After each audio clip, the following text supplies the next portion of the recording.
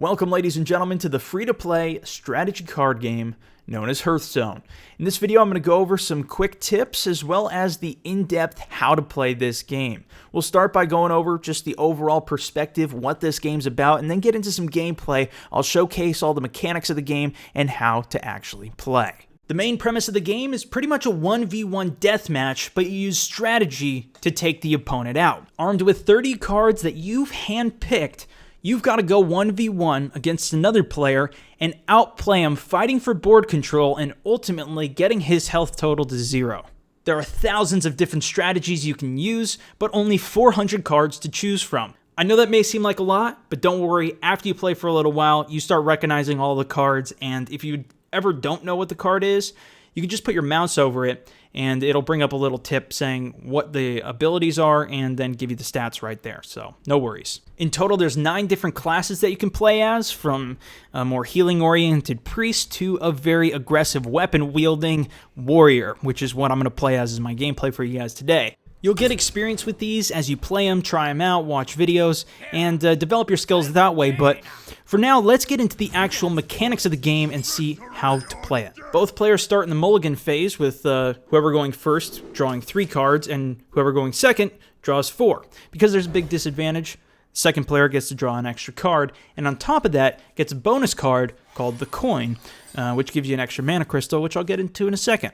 But this is the only phase in the game where you get to put a card in your hand back in the deck and take another one out to replace it. So you really want to focus on getting some early game cards here, whatever you want to play in your first 3 turns at least. After both players finalize their decisions though, the game is underway. Each time the turn changes, whoever's turn it becomes draws a card and gains a mana crystal. As you can see there, it has become my turn, so I draw my card and I get an additional mana. Both players begin with 0 and gain 1 mana crystal per turn until you reach 10. Those higher mana cost cards can be extremely powerful once you get up to 7, 8, 9 cost, but a lot of times the game doesn't even last that long and it could be over by turn 6 before you even get that much mana. So let me show you around the board a bit now. We've already seen the indicator for mana and where the cards are being drawn from.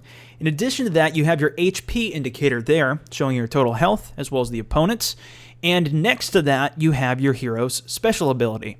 This is dependent on which class you're using. Of those 9, the special ability specific only to that class. You can't interchange it. Just like how each class has cards specific to it, it also has an ability specific to it. You'll figure those out as you play the game and see gameplay of it though. Now there's 3 basic types of cards. The first one I want to point out here is weapon cards. This is unique in that the number on the left shows how much damage it does, but the number on the right shows how many uses it has. Each time you use it, it loses a charge. Another unique feature about weapons is that you can only have 1 active at a time. So if I were to use this one in my hand, it would destroy the current one I have active on my character. The second basic type of card is a spell. These are extremely diverse, and you really just have to read the effect right on the card to see what it does. Also, if you're not sure what type of card it is, you can see right at the bottom, it tells you whether it's a spell, weapon, or minion. Also, if you haven't noticed already, the number in the top left-hand corner of the card indicates how much mana it costs. The final type of card then is obviously the minion. The yellow number indicating how much damage it does, and red how much health it has. The gem in the middle indicates that it's a card that I've acquired through opening a pack, white being common, and orange, this one in particular, being legendary and the rarest. Whenever a minion is played, it has to wait until its next turn to be ready to attack. That being said, there's also cards that have charge, meaning they can attack the turn that you put them down. Take a look at the minion attack happening on board now. He sends his Drake into my golem, where I only had 2 health, so he did 2 damage overkill to me, indicated by the -2 on my character. Likewise, my character had 4 attack, so it was able to kill his Drake, which only had 4 health. Basic math, that's how it works. But the key thing to note here is even if you're the one getting attacked, your minion will still deal its damage to the attacker, something I didn't know when I was first starting out and confused me. Also, the same thing is true for a weapon. If I were to attack with my character into a minion, that minion's damage will still damage me for whatever the attack is. So on my turn right now, if I was to use my weapon to attack his Drake minion on board, I would take 4 damage. That's pretty much everything you need to know about the basic mechanics of the game, though. Everything else you'll just run across as you play the game, with learning the abilities of all the characters and the effects of all the spells. One other important thing to note, though, that you'll probably run into pretty quickly is taunts. These you have to kill before you can go after non-taunted characters or the main character himself. Except for spells. Spells can attack anything they want, but if you have a minion on board or a weapon, you have to kill the taunted target first. Taunt is indicated by a shield around the minion on board. Also, you might notice mages, paladins, and hunters putting up secrets. These are question mark icons that'll appear above the characters and are spells that are activated when you attack them or do a certain effect. Again, you'll just have to figure these out as you play.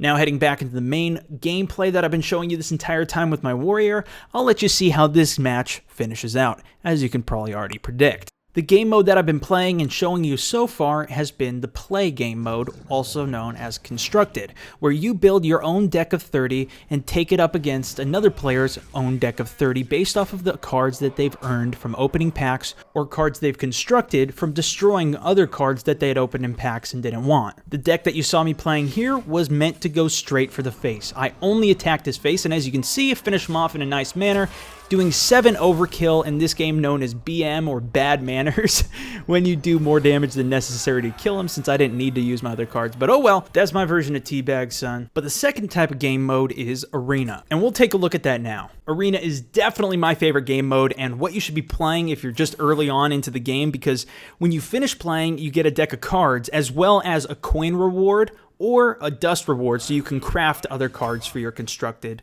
play game mode. Now, in order to get in, you saw you can either pay $2 or 150 coins. You get those coins from doing daily quests or even just playing the game in ranked or non-ranked play and constructed. The beauty of Arena is that everybody's on the same playing field in terms of cards. It starts by giving you 3 options for the class that you want to play as. I chose Paladin, and after that, you have to manually pick your deck of 30, 1 card at a time, choosing from 3 randomly selected cards. And that's why it's a bit more fair, in that if somebody's been playing this game for a long time and already has all the cards unlocked and custom decks built, that doesn't matter in this. Everybody has to choose their cards randomly 1 at a time and build their own deck and make tweaks to it as you go along, because you don't always get the cards that you want. You get 3 lives in Arena, so once you lose 3 times, it's done and you get your rewards and you're out of it. You gotta pay another $2 or another 150 coins. The good news is if you get over 6 wins, you'll almost guaranteed get your 150 coins back, or you might get another alternative, that being dust, so you can construct cards instead, which you'll learn about as you play, but the rewards get bigger as you get further on in the game. I've successfully gotten 12 wins 2 times. That's the max amount of wins possible, is 12. After that, you beat it and you get a giant reward and it ends. That doesn't mean it's not difficult, though. It took me a long time to get over 2 wins and get the strategy down, but it was a lot of fun to learn, and it feels good getting up to 5 and 6 for the most part every time now. This is the best mode to play, though, because you really learn what getting value out of the cards means, and on top of that, you have a way to use all of the different cards and at the same time unlock them as you finish each arena by earning new packs and getting dust to construct whatever decks you want. Blizzard has also announced that they're going to be dropping a raid, naxxramas, for Hearthstone, which essentially is going to be like Arena, where you have to go through and get as many wins as possible, but in this case, you're going to have to fight NPCs or computers and beat them, going through maybe 5 or 6 of them, getting to a boss at the end, and then when you beat the boss, you get special cards, as well as decks, and a variety of things like that. Now, that's coming out soon, hopefully very soon, and I'll definitely be covering that, but probably doing a playthrough of that. So that's pretty much everything you need to know, though, guys. That wraps it all up. Everything else is just going to be learning each individual card. You can check out the crafting system, but like I said, you're really just going to be disenchanting cards that you don't want, or cards that you don't necessarily want as much, to get cards that you really want if you're going to be working on your own constructed deck for the main play mode.